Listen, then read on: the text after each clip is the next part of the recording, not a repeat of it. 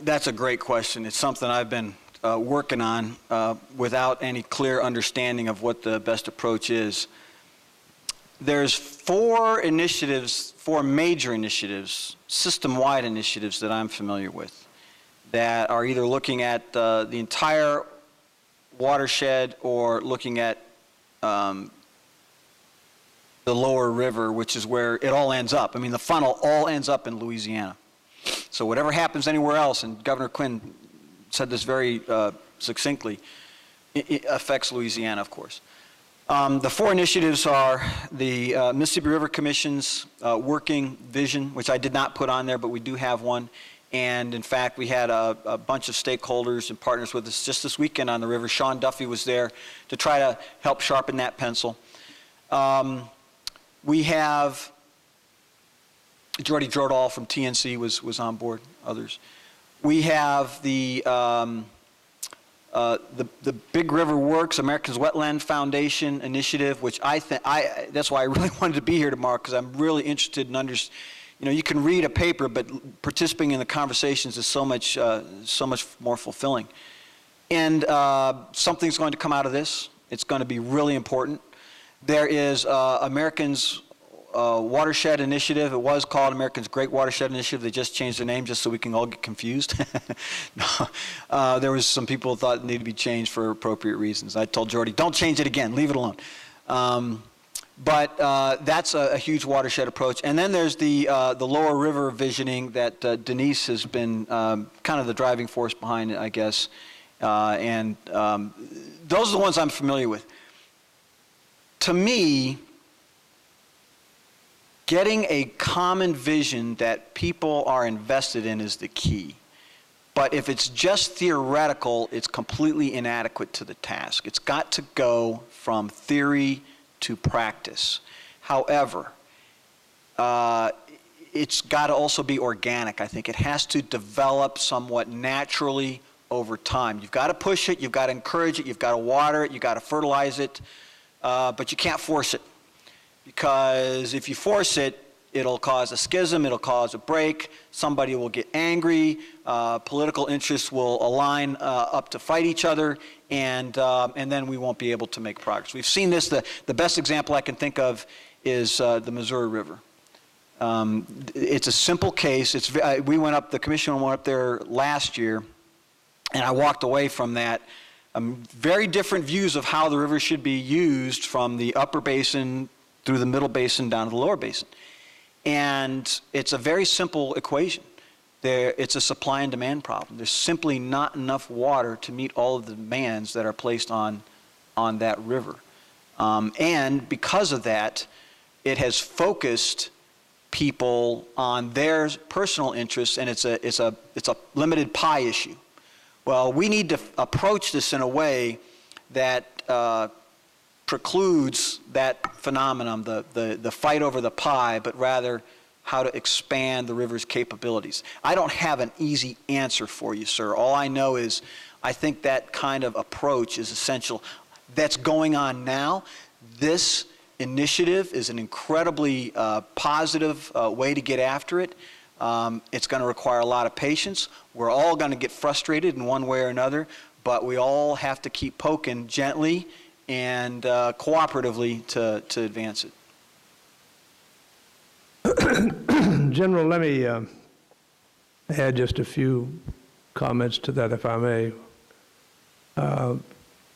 I've listened very carefully to what you've said, and I concur with it.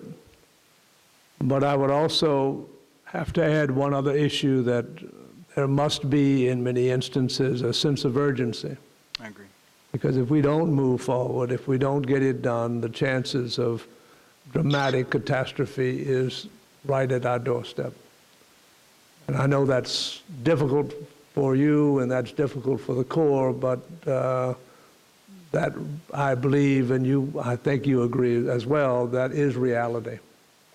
Somehow we've got to, I think one of the great things that I'm beginning to see, I mean, as you know, the state's been in the business for 10 years now, building a master plan, all science-backed and all the rest of it, with the full understanding that what's being put on the table in some instances we will not know all the answers until such time as we begin to proceed with the issues. But having the Corps and the state today work as you all are together on these issues of the lower river is going to be a critical component of that.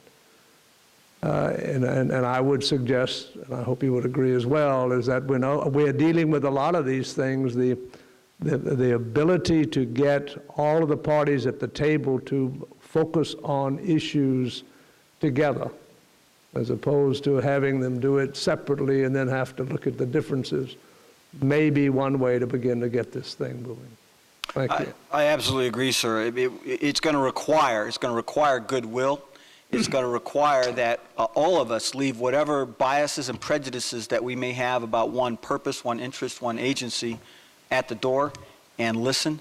And I agree we have to have a sense of urgency. We need to balance, we have to have scientific understanding. But we also know, as I pointed out, this river is going to change in ways we don't fully understand over a much longer period of time. So the question I'm always asking myself is, how much is enough? How much scientific understanding is enough? What's adequate? Because we're never going to have that level of perfect understanding. So we have to figure out, is it good enough now? Can we take some pilots, which I think is a good way to approach it. And of course, in terms of the Corps, I mean, we are bureaucracy. We are a bureaucracy. We're an agent of the federal government, and we abide by rules and policies, and can only go as fast as our policies and appropriations allow us. And I would only add one more thing, and that is I was fascinated with your looking at the lower river and the delta. The one thing we have discovered on a global basis is that large deltas all have these same fundamental issues in terms of subsidence and the need for a river to, in a sense, distribute the building blocks to offset subsidence over time and protect those. You know that as well as I do. But hopefully we can also learn from what others have done or not done as we move forward. Yes, sir. Thank you very much, sir. Thank you, sir. Other questions? Yes. I would... Please announce yourself. And David Peebles from Otherbrecht. One of the concerns I have in terms of taking action is funding for the Corps. And as I look at your civil construction budget, it is less than some of the state government's transportation budgets. And essentially the river, as we talk about it as an economic asset, is a method of transportation. I would like, if we talk about an action program, despite all the negative feeling that some people have about the Corps, I think we have to support the Corps with higher levels of funding. And I don't know whether it's 5 times its funding level or 10 times its funding level, but it's pathetic that we have such, I think it's $1.6 billion for next fiscal year on the civil side. That's pathetic. And we have to do something about that, whether it's mobilizing the 15 states along the basin or getting this as a major issue. I was with the governor of Pennsylvania last week in Brazil, and he feels we need kind of a Midwest caucus, a group that is focused. And all the cultural issues, fine, they're very important to people, but this is the economic base of our country, and we have to do something dramatic. And one issue that we can tackle is the funding level for the Corps. It's got to be dramatically increased. I couldn't agree with that more, but let me just add one thing. We also need to prioritize, and that's where the difficulty comes. There's no doubt in the world that one of the hopeful issues is that if we could get all the states surrounding all of these issues to come together and participate as a single body, it would make him smile significantly. And but on the other hand, the Corps is a body that, as I appreciate it, functions upon instruction. And so we may have to be in a position where we prioritize activities based upon the risks that are on the table at any one given time. But the accumulation and the ability to expend significant dollars is a reality which if we assume it's not, whatever else we do here will not be done.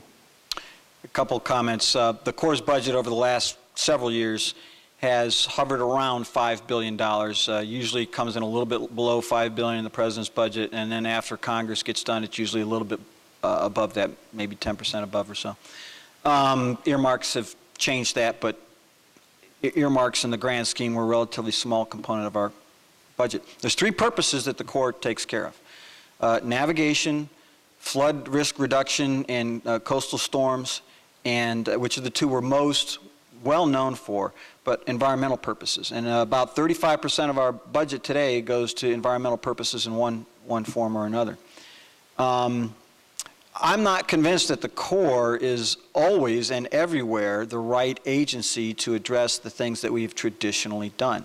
The reality is that this nation has formed a judgment that there's other things that are more important than spending on the Corps purposes. Right or wrong, I'm not making a judgment here. That's just the reality that we live in.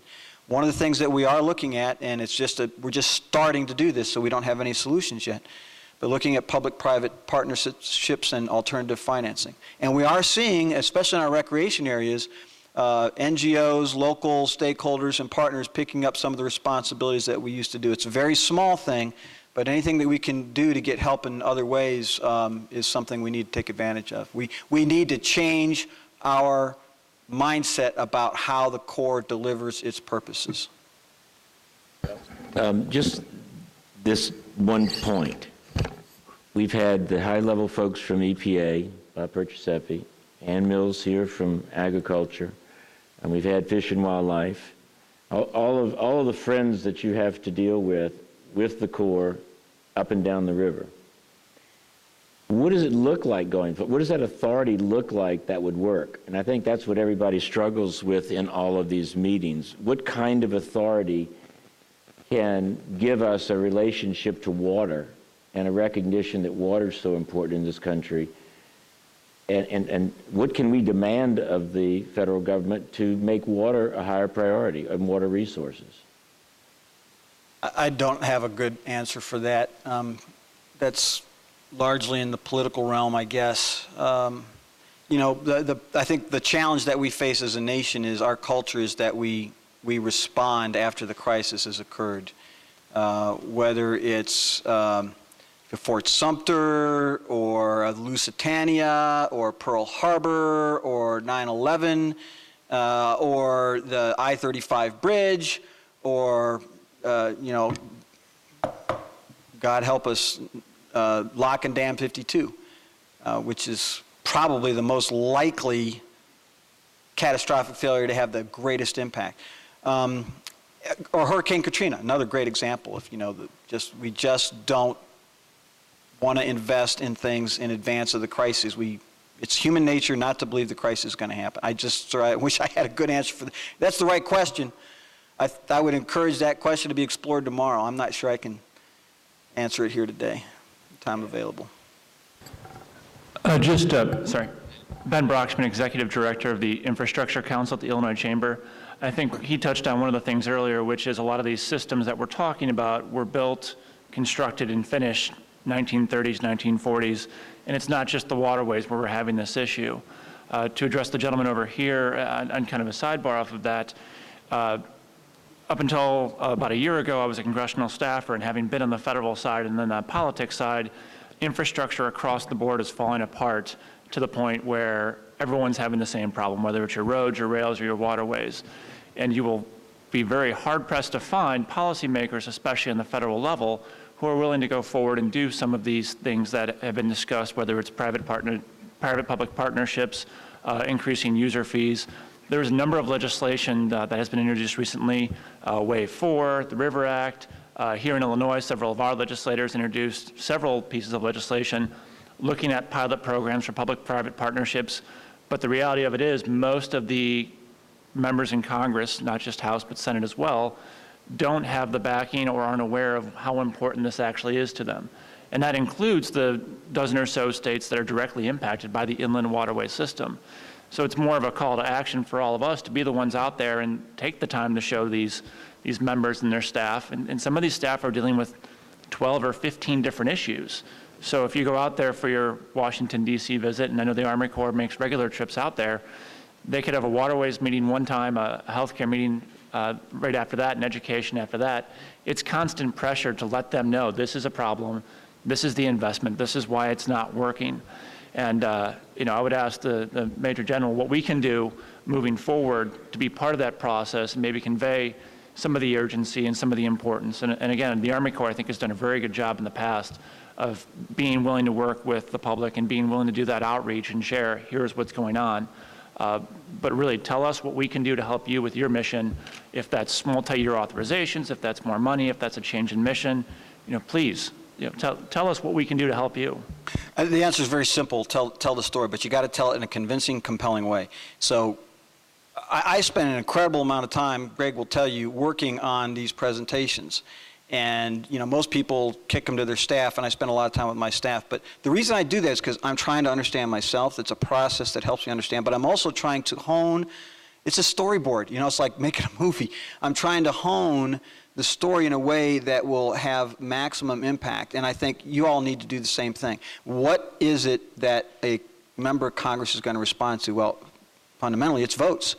And so is there something that he or she should be concerned with in their district or in their committee or subcommittee that they're on that could fall onto their responsibility or have consequences for them politically? When they get that, they latch onto that.